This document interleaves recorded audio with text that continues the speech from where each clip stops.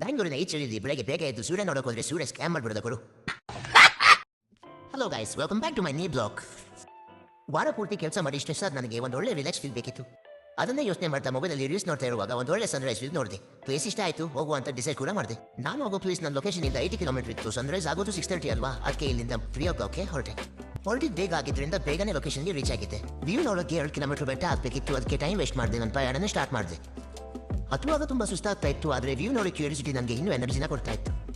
Finally ನಾವು ಬೆಟ್ಟ ಹಾಕೊಂಡು ನಮ್ಮ ವ್ಯೂ ಪಾಯಿಂಟ್ಗೆ ರೀಚ್ ಆದ್ವಿ. ಲೊಕೇಶನ್ ಎಷ್ಟು ಬ್ಯೂಟಿಫುಲ್ ಆಗಿತ್ತು ಅಂದರೆ ಇಲ್ಲೇ ಮನೆ ಮಾಡ್ಕೊಂಡು ಉಳ್ಬಿಡುವ ಅಂತ ಅನಿಸ್ಬೇಕಿತ್ತು.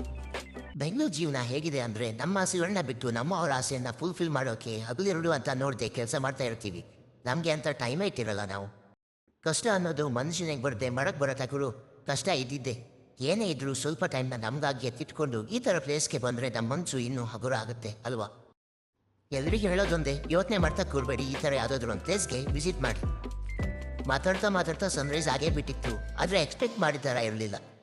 ರೀಲ್ಸಲ್ಲಿ ನೋಡಿಕೊಂಡು ಅದೇ ಥರ ಇರುತ್ತೆ ಅಂತ ಬಂದ್ವಿ, ಬಟ್ ಅದು ಇಲ್ಲಿ ಹಾಗಿರಲಿಲ್ಲ.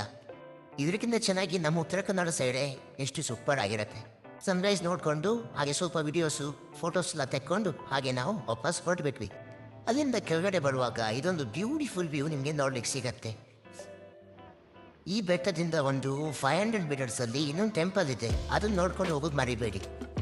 ಈ ಟೆಂಪಲ್ನ ನೀವೇನಾದರೂ ಮೊದಲೇ ನೋಡಿದರೆ ಟೆಂಪಲ್ ನೇಮ್ನ ಕಮೆಂಟಲ್ಲಿ ಹಾಕಿ. ಬೆಟ್ಟದ ಮಧ್ಯ ಈ ಥರ ದೇವಸ್ಥಾನಗಳನ್ನ ನೋಡೋದಂದ್ರೆ 2 ಕಣ್ಣು ಸಾಲದು ಗುರು. ದೇವಸ್ಥಾನದೊಂದು ಫುಲ್ ಸಿನಿಮ್ಯಾಟಿಕ್ ವಿಡಿಯೋ ಹಾಕಿದ್ದೀನಿ, ನೀವೇ ನೋಡಿ ಹೇಗಿದೆ ಅಂತ ಕಮೆಂಟ್ ಮಾಡಿ. ದೇವಸ್ಥಾನದಲ್ಲಿ ಯಾವುದೋ ಫಂಕ್ಷನ್ ಇತ್ತು ಅನ್ಸುತ್ತೆ, ಎಲ್ಲರೂ ಭಜನೆ ಹೇಳ್ಕೊಂಡು ಕುಣಿತಾ ಇದ್ರು.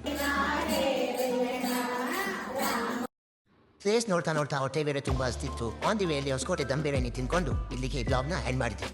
ಈ ಬ್ಲಾಗ್ ನಿಮಗೆ ಇಷ್ಟ ಆದರೆ ಒಂದು ಫಾಲೋ ಮಾಡಿ, ಹಾಗೆ ವಿಡಿಯೋನ ಲೈಕ್ ಮಾಡಿ.